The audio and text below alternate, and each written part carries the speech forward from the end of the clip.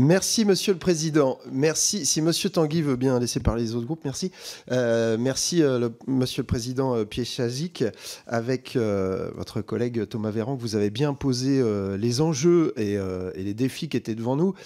Du coup, maintenant, j'aimerais vous interroger peut-être sur votre avis sur ce qui est contenu, par exemple, dans le projet de loi sur la souveraineté énergétique, qui, j'imagine, vous avez commencé à regarder.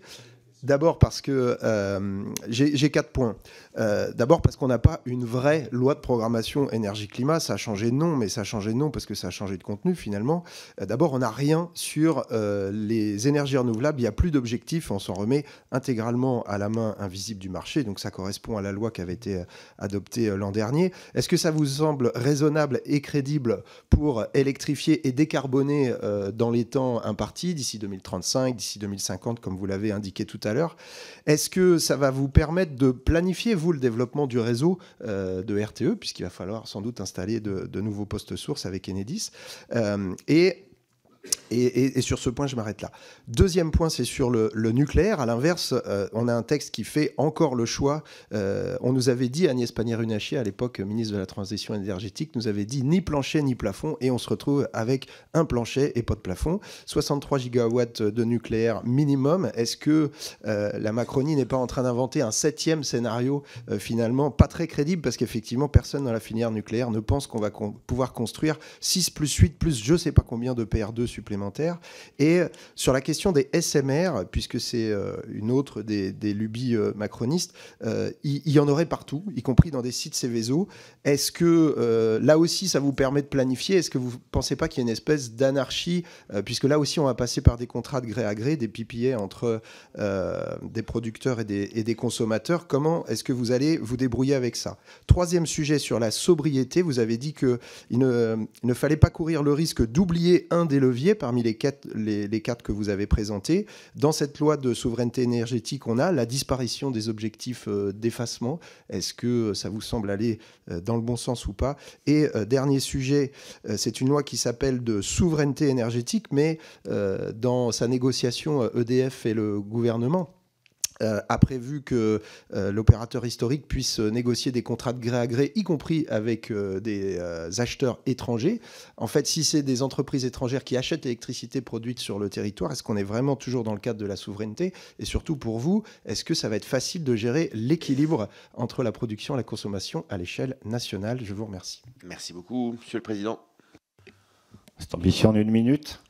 Alors, pardon de survoler votre interpellation. Oui, pour piloter le système électrique et pour planifier les investissements réseau, nous avons besoin d'indications, de volume à la fois de nucléaire et d'énergie renouvelable. Ça peut figurer dans la loi, ça peut figurer dans un décret, ça peut figurer, comme ça figure aujourd'hui, dans un projet de PPE. Et de notre point de vue, nous confirmons les ordres de grandeur et les volumes de rythme de développement des énergies renouvelables que nous avons mis sur la table et qui est sur votre table d'ici 2035, et après l'ordre de grandeur des EPR. Sur le SMR, nous avions dans nos scénarios de futur énergétique dessiné une capacité de SMR possible. C'est vrai que ce serait des installations de production supplémentaires à raccorder. C'est planifiable dès lors que les pouvoirs publics fixent un certain nombre d'ordres de grandeur,